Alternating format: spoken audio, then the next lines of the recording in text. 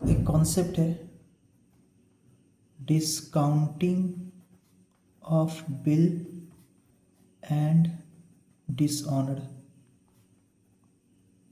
There of.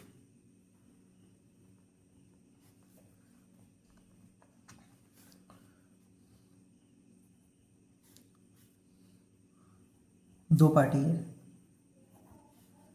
ए ने सबसे पहले बी को क्रेडिट सेल किया होगा क्योंकि बिल्स ऑफ एक्सचेंज का स्टार्टिंग पॉइंट है क्रेडिट सेल्स। उसके बाद ए ने क्रेडिट सेल किया, लेट्स सपोज 30,000 रुपीज़ का। कब? Date is very important, let's say 15 सितंबर 2025। उसके बाद सेम डे पर बी ए क्या करेगा? बिल ड्रॉ करेगा। तो A becomes the drawer of the bill of exchange. किसके ऊपर बिल बनाया है? बी के ऊपर।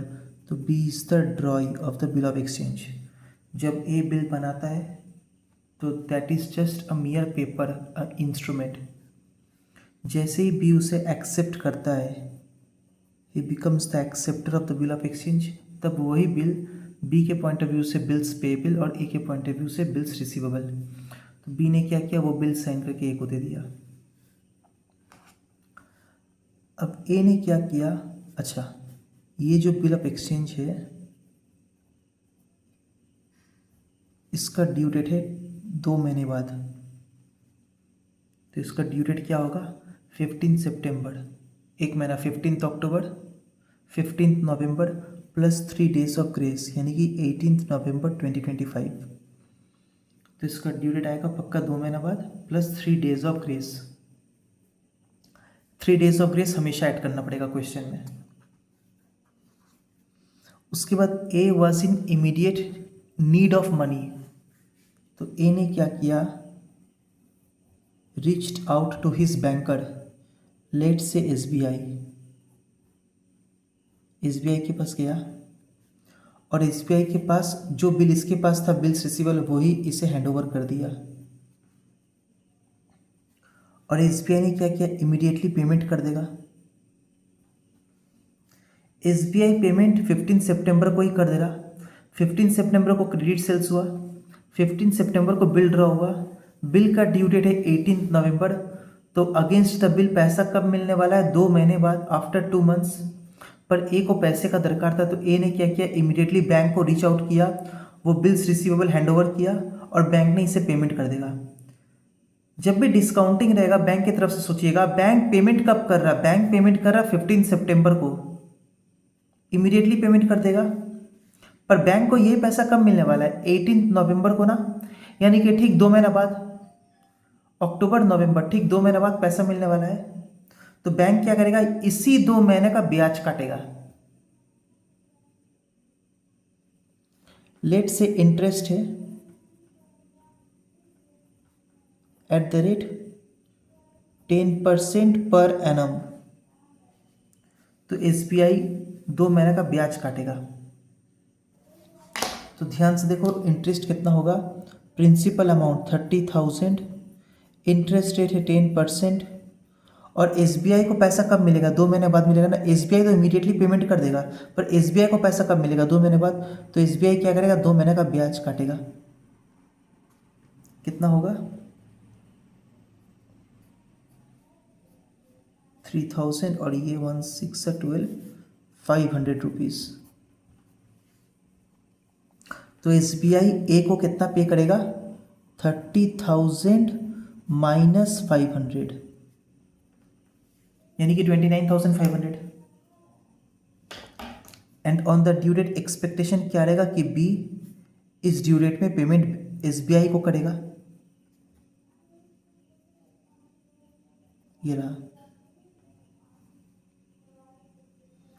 अब देखो क्या हुआ, ध्यान से, क्योंकि क्वेश्चन में बोला है डिसऑनर्ड। तो डिसऑनर में क्या होता है? क्या ड्यू डेट को बी पेमेंट करता है? नहीं, बी बैंक को पेमेंट नहीं कर पाया। तो अब एसबीआई क्या करेगा?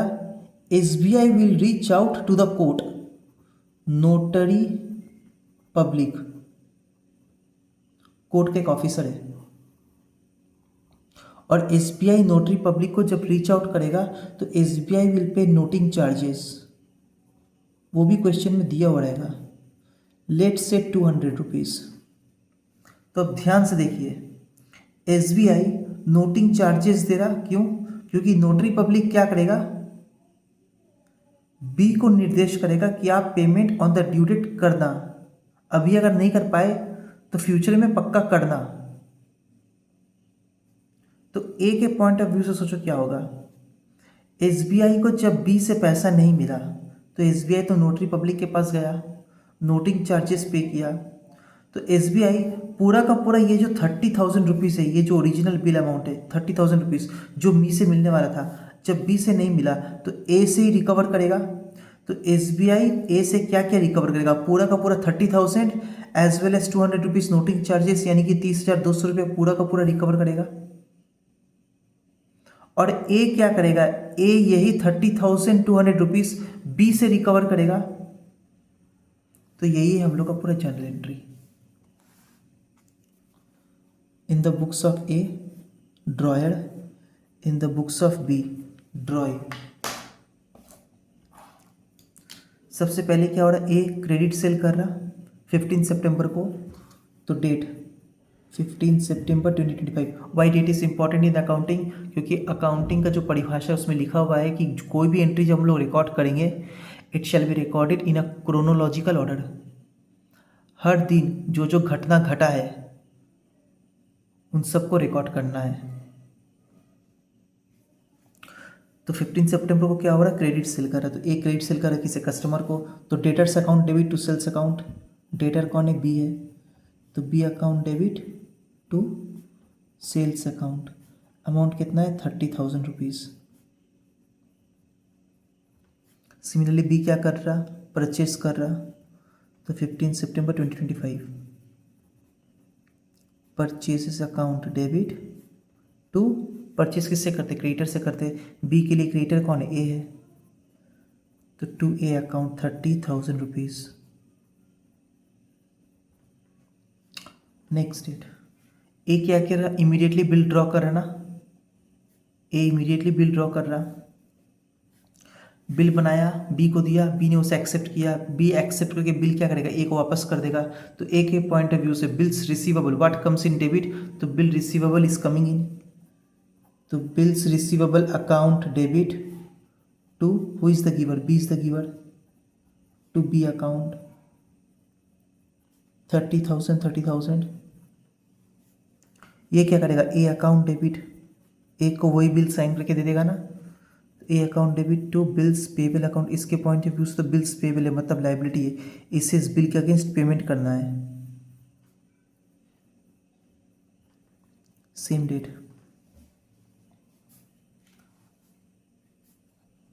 उसके बाद क्या हो रहा है, ए इमीडिएटली SBI को रीच आउट कर रहा। तो SBI का क्या करेगा, इसके अकाउंट में पैसा ट्रांसफ़र कर देगा। ए को कैश तो देगा नहीं, ए का जो बैंक अकाउंट SBI में मेंटेन्ड है उसी में पैसा ट्रांसफ़र कर देगा, मतलब SBI इनडायरेक्टली ए को ही पेमेंट कर रहा। तो ए के पॉइंट ऑफ व्यू से पैसा आ रहा, कितना आ रहा, 29,500 आ रहा। और 500 रुपीज़ तो इंटरेस्ट लॉस है, डिस्काउंटिंग चार्जेस है। तो ए के पॉइंट ऑफ व्यू से पैसा आ रहा, bank account debit discounting charges account debit to what goes out, credit. देखिए डायग्राम में, bills receivable is going out, क्या आ रहा, पैसा आ रहा, क्या चला जा रहा, बिल्स रिसीवेबल चला जा रहा। तो टू बिल्स रिसीवेबल अकाउंट 29,500 मेरे अकाउंट में आ गया, 500 रुपीज़ लॉस हो गया, 30,000 का बिल चला गया। ये जो ट्रांजैक्शन है ये SBI के साथ ए का हुआ, बी का तो कोई भी इन्वॉल्वमेंट नहीं है, तो बी का बुक्स में लिखेंगे नो एंट्री। एक बार वेट करके देखते हैं क्या पोजीशन है। बी को सामान बेचे और बी से बिल्स रिसीवेबल मिल गया, तो बी अकाउंट डेबिट और B account credit eliminated, 30,000 minus 30,000 zero. Bill receivable आया 30,000 का, और देखो बिल रिसीवेबल चला भी गया, तो डेबिट और ये क्रेडिट कट जा रहा। ठीक है, लेकिन बी की तरफ से सोचिए, ए से सामान खरीदे है ना, और ए को क्या दे दिए, बिल्स पेबल दे दिए, तो ए अकाउंट क्रेडिट और ए अकाउंट डेबिट कट जा रहा।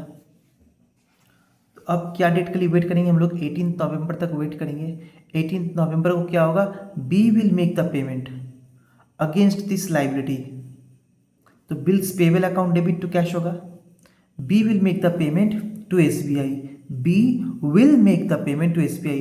पर क्या बी ने पेमेंट किया? नहीं पे कर पाया, यानी कि डिसऑनर कर दिया ना। तो बी जब डिसऑनर करेगा, इसी एंट्री को रिवर्स मानेंगे। डेट 18 नवंबर 2025।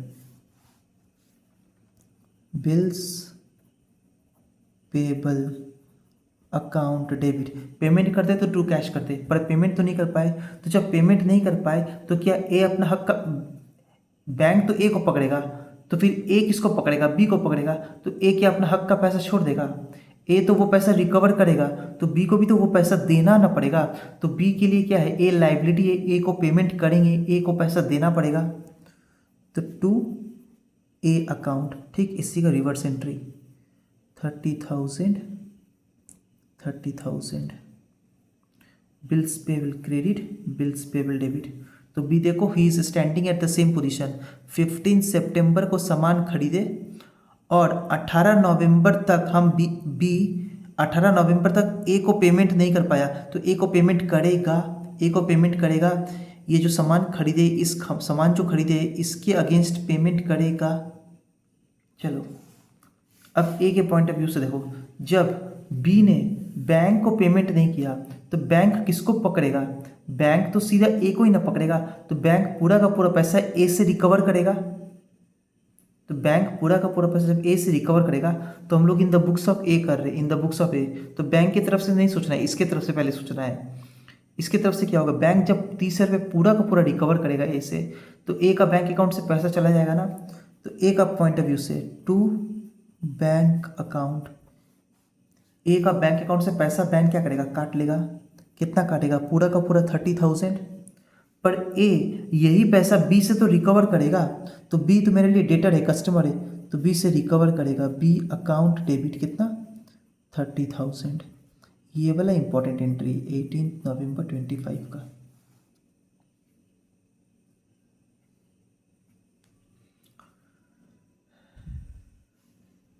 बैंक क्या करेगा? जब 30,000 बी से नहीं मिला तो बैंक तो ए को ना पहचानता है, बैंक इमीडिएटली 30,000 रुपया पूरा का पूरा ए से काट लेगा। अरे बैंक ने 29,500 दिया, पर बैंक तो वेट कर रहा है कि मुझे 30,000 ना मिलेगा, तभी ना बैंक का 500 रुपये इनकम होगा। तो बैंक को जब 30,000 रुपया बी से नहीं मिला, तो बैंक तो सीधा ए का ही बैंक अकाउंट से पैसा काट लेगा। तो ए का बैंक अकाउंट से पैसा निकल जा रहा, पर ए यही पैसा बी से रिकवर करेगा। सिमिलरली देखो, बैंक ने एक और काम किया। बैंक अप्रोच किया नोटरी पब्लिक को। नोटरी पब्लिक ने नोटिंग चार्जेस कोई अपना फीस चार्ज किया, तो बैंक का अकाउंट से बैंक का अकाउंट से ये पैसा निकल जाना ना in the form of fees. तो बैंक ये भी पैसा तो ए से रिकवर करेगा। बैंक जब ये भी पैसा ए से रिकवर करेगा तो ए के लिए थोड़ी ना वेट करेगा। ए का जो बैंक अकाउंट एसबीआई में मेंटेन्ड है, बैंक क्या करेगा? इमीडिएटली वहीं से पैसा काट लेगा। तो ए का घर से फिर से 200 रुपये निकल गया ना। तो ए का घर से फिर से 200 रुपये निकल गया, तो टू बैंक अकाउंट कितना? 200 रुपया। पर ए यही पैसा किससे रिकवर करेगा? बी से रिकवर करेगा। बी से क्यों रिकवर करेगा?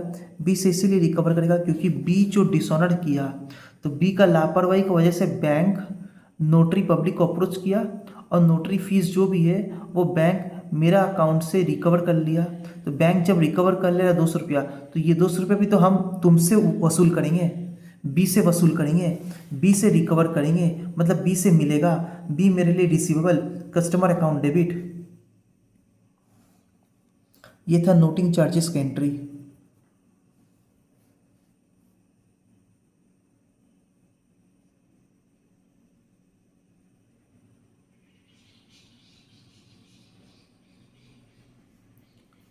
बी से 200 रुपया रिकवर करेंगे, तो बी के ऊपर अल्टीमेटली ये खर्चा का बर्डन फॉल कर रहा। 200 रुपया बैंक ए से रिकवर कर लिया, तो ए ये पैसा बी से ना रिकवर करेगा। तो अल्टीमेटली जो खर्चा है, एक्सपेंडिचर जो है, वो बी के हेड पे फॉल किया। तो बी के घर पे लिखेंगे noting charges account debit to B. अभी पेमेंट नहीं करा पर बी भी तो ए को पेमेंट करेगा, तो बी के लिए तो लाइबिलिटी है A. All liabilities are credited.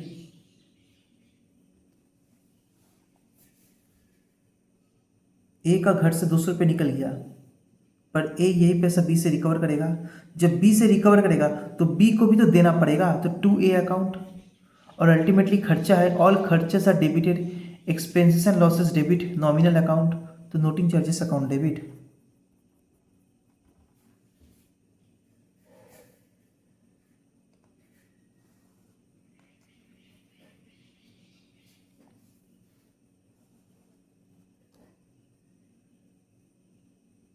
अब क्या होगा ध्यान से देखिए,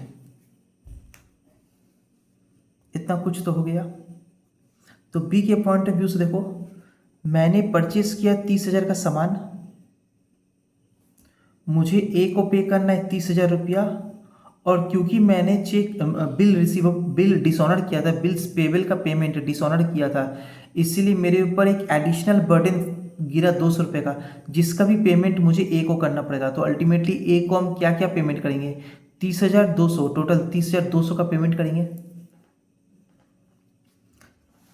सिमिलरली ए का देखिए, ए ने सामान बेचा था ना 30,000 का, ठीक है, तो ए यही पैसा, अच्छा ए तो 30,000 का सामान बेचा, और फिर ए ने क्या किया, उसको पैसे का अर्जेंट नीड था, तो वो इमीडिएटली बैंक से पैसा तुरा लिया 29,500, और फिर जब डिसऑनर हुआ तो बैंक पूरा उसका 30,000 रुपये पूरा नोच लिया। तो ये 30,000 रुपये हम बी से रिकवर करेंगे, और नोटिंग चार्जेस का भी पैसा बी से रिकवर करेंगे। तो अल्टीमेटली ए बी से 30,200 रिकवर करेगा, और बी को 30,200 देना पड़ेगा।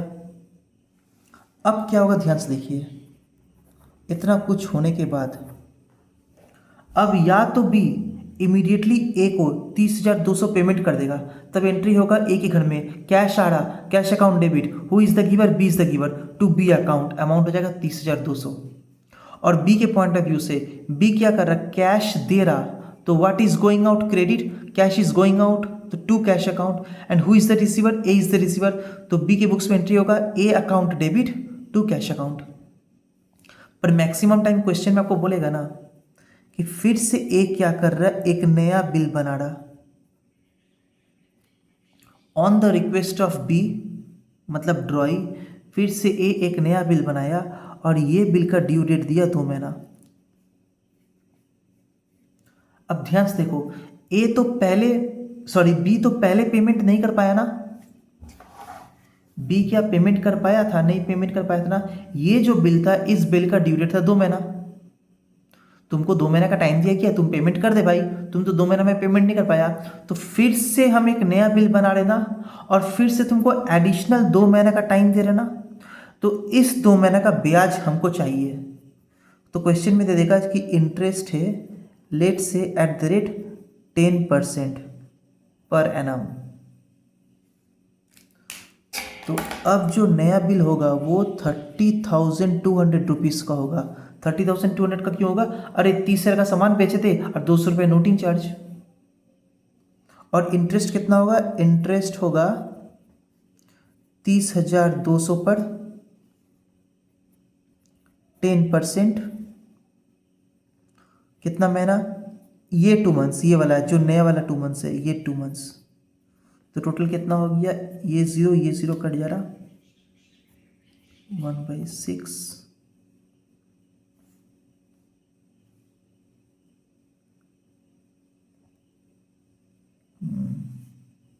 करके देखिए। लेट से सपोज आंसर हो रहा, मान लीजिए सपोज लेट से आंसर हो रहा, मान लीजिए 280 रुपीज़ लेट से। तो ये जो 280 रुपीज़ इंटरेस्ट है, ये ए के लिए क्या इनकम है ना, तो टू इंटरेस्ट अकाउंट, इनकम को हमेशा क्रेडिट करते हैं, nominal account, expenses and losses debit, income से गेन्स क्रेडिट। तो यही इंटरेस्ट जो है इसके लिए क्या हो जाएगा, ए के लिए क्या हो जाएगा, ए के बुक्स में क्या हो जाएगा, इनकम, और बी के बुक्स में क्या होगा, एक्सपेंडिचर। तो इंटरेस्ट अकाउंट डेबिट 280 रुपये। क्या इस इंटरेस्ट का पेमेंट इमीडिएटली हो रहा है, नहीं इमीडिएटली नहीं हो रहा, बिल के साथ होगा, इस बिल के साथ होगा। तो ए क्या करेगा, यही पैसा इंटरेस्ट का पैसा बी से रिकवर करेगा। B account debit 280 to interest account, और बी के पॉइंट ऑफ व्यू से ये जो खर्चा है, ये खर्चा का पेमेंट हम ए को करेंगे, तो टू ए अकाउंट 280। तो अल्टीमेटली जो बिल बनेगा वो 30,200 का नहीं बनेगा, बल्कि 30,200 प्लस ये इंटरेस्ट रेट, यानी कि 30,480। तो ए क्या करेगा, बिल ड्रॉ करेगा, बी के पास भेजेगा, बी उस बिल को एक्सेप्ट करेगा, वो बिल एक्सेप्ट करने के बाद फिर से ए को वापस करेगा। तो अगेन ए के पॉइंट ऑफ व्यू से बिल रिसीवेबल आ रहा है, तो एंट्री होगा bills receivable account debit to B account, कितना 30,480 रुपये का नया बिल। और इसके पॉइंट ऑफ व्यू से क्या हो जाएगा, बिल्स पेबल हो जाएगा, वो बिल साइन करके ए को दे रहा है, who is the receiver, A is the receiver, A account debit to bills payable account 30,480। अब जो नया ड्यू डेट आएगा 2 महीने बाद, उस ड्यू डेट को क्वेश्चन में बोलेगा कि बी ने पेमेंट कर दिया ए को। तो जब ए को पेमेंट मिल रहा है, कैश मिल जा रहा, तो ए के बुक्स में एंट्री होगा कैश अकाउंट डेबिट, पैसा आ रहा, तो इसके घर से तो पैसा निकल जा रहा है, तो to cash account, what comes in debit, what goes out credit, कितना 30,480। ये कैश ए को किसके अगेंस्ट मिल रहा, इस बिल के अगेंस्ट मिल रहा ना, तो cash account debit to bills receivable account 30,480। ये जो बी कैश का पेमेंट किया वो किसके अगेंस्ट पे कर रहा, इस लाइबिलिटी के अगेंस्ट पेमेंट करना, तो लाइबिलिटी हमेशा क्रेडिट है, जब लाइबिलिटी सेटल होता है तो कोई भी लाइबिलिटी को डेबिट करेंगे, तो बिल्स पेबल अकाउंट डेबिट 30,480 रुपये। क्वेश्चन खत्म।